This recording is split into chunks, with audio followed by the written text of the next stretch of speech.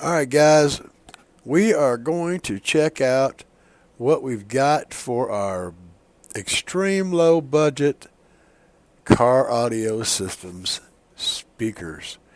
Now, we're looking at a couple of different things. So, let me get that thing out of the way. So, we're looking at a couple of different things, and that's just going to pop up. Okay, this is just stupid website. Okay, so we'll go over here. Yeah, that's a little better. Anyway, what we got here is they're $45, and of course uh, the coaxials are 35. But I did find out a little bit about them. So they're both the coaxials and the components are rated at 50 watts RMS with it says 50 watts. Okay, yeah. Um, I looked for I looked for a while for some till small perimeters, but unfortunately, no one wants to provide those. So I went over to the Stinger site, and I did find a little bit, not much, but the only thing they have is what's here. And they're both showing 50 hertz to 20K because they both have a tweeter. And they're both showing 50 watts RMS with an 87 dB sensitivity, 1 watt per meter. But what's the only real interesting bit is they're both crossed over. The tweeters are crossed over at 5K, which is a nice crossover point for a tweeter if you've got um, a nice bright, potent mid driver that can carry that upper frequency. And so let's look at some reviews because we're not given much information. A lot of times with this budget stuff, you're not given much information. So the best way to get information is to check out what people had to say about them because honestly, there you go, right? So Mike says they're good speakers.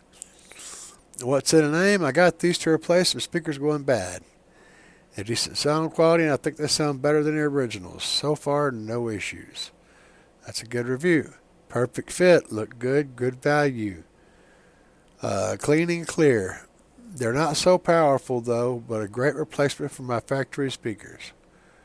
Yeah, get a grill. Nice touch. And they got some pictures in here. We can look through those. I always like to see what the customer ended up receiving, because sometimes the packaging gets mangled. And those are some decent looking little tweeters. I like them. I like the grills. And we do have some crossovers. So there is at least a crossover network with the wiring for the tweeters. So that's cool. I appreciate that. And there's your screws. Everybody knows you need a good screw. So, very nice. This person says they sound like their price. They're cheap considering from a brand name company. The bass is lacking and for my taste tweeters are too bright. They do include inline crossovers not in a separate box. Some argue this makes installation easier, but that means you only get a 6 dB crossover instead of a 12. It'll be nice to be able to level out the tweeter with mid-bass. Well, put it on a DSP, you cheap bastards. So, and I get that. They do cross them over at 5K, so even with a 6 dB crossover, they're done playing at 2 or 3K anyway. So, get over it. All right. What do you want? Man, amazing bang for the buck. 6.5 coaxials. Here's what he got. They're simple speakers using simple construction. Techniques are inexpensive. Honestly, I didn't expect much, but they're surprisingly good. I've been satisfied at 2 or 3 times their price. The audiophile will find fault in them, but the average listener, they're quite nice. As always, use an external amplifier to enjoy full potential. A more complex crossover. Boy, yeah. See, at least he knows how to tame his expectations. The only thing I'd have liked to see is a more complex crossover. But at this price point, that's asking a bit much. Yeah, you need to talk to this person up here who wants a DSP included in their $30 speakers. Okay.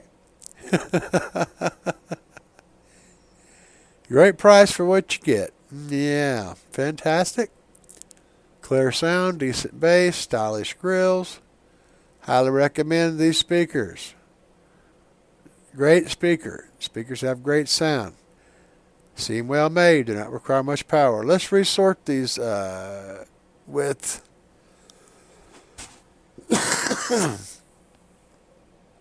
let's see if I can resort these by the minimum stars.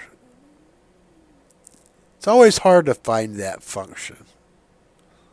You guys are laughing at me because you know where it is. You see it. You know where it is. But yeah, I can't find it. Is it way up there? No.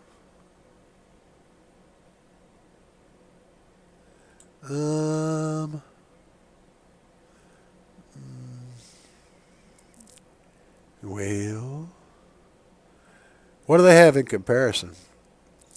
So there's our stingers. We got the JVCs for $23. Not too shabby. I like the look. I like the looks of these Kenwood KFCs. That's a nice looking driver. I like the way the tweeter looks. Now I'm not saying it's a. I've looked at the specs on it. I'm just saying aesthetically, it's a good looking driver. And then here's the recoils. Now, I am running these recoils, and they are awesome, but they're not going to replace having a tweeter. So they don't really belong here, but they are really good drivers. And yes, they're that cheap. I got those in my Tahoe right now, and I give them a plate full of beans on a regular basis, and they just don't care. So I'm impressed. But I got to say, out of all of these, the ones I like the look of is these Kenwoods. I mean, if you're going for appearance, holy crap, man. Those grills look amazing, and the drivers themselves look amazing. Look at that. It's a good looking driver. I wonder if they have specs on these. I wonder if Kenwood decided to include tail small perimeters. Let's see what we have down here on Amazon. No, not so much down here. What's in the box? Customers say.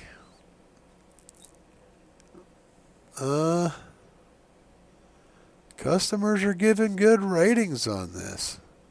And there are a few saying no bass but highs and mids sound good. And this person says sounds good. This person says let's set things straight. Distortion and no bass. You need to make sure you're using a stock head unit that can support the wattage of these speakers. I have a 200 watt preamp in my head unit and they sound fine. No, you do not have a 200 watt preamp in your head unit. You don't have 200 watts of anything. You have maybe a 15 watt amplifier in your head unit. Your preamp is something that's going to put out like 3 or 4 volts to your line output. Man, 200 watt preamp. Son. Sometimes, man. Sometimes. But, guys, back on track here. We went completely squirrel on that one. But I'm going to go with the Stingers or possibly these guys.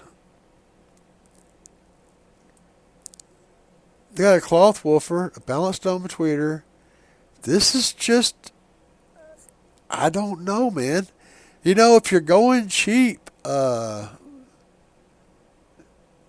I mean, these things look pretty good. They have good reviews. The prices are, relatively the same. I don't know, man. That's a really good price for, a set of speakers. So, but they don't have the coax. I mean, they have the coaxial, but they don't have the components. Um, and the stingers, which I went the wrong thing. These stingers have go back to the Amazon listing. Well, we're at the wrong Amazon listing. You know what? We went squirrel. We got to return to the. There we go. So the stingers actually have, and it goes down to the bottom of the page. They have the coaxial and the components, so you can pick which one you want. Now, the components are $45. The coaxials, though, are a little bit cheaper than the Kenwoods. So, yeah, I'd run with either one of them. They both look nice. But if you want components, then these guys are $45. Maybe a pretty good deal. But I'm going to tell y'all, components are overrated. They really are. A coaxial puts the tweeter in the same exact location as the mid. And whenever you're trying to tune a vehicle, having the tweeter come from the same spot as the mid is a huge boon. I don't know, I really don't understand why people are so bent about having their speakers located in different locations. Because, you know what? That's a video. Anyway, peace, guys.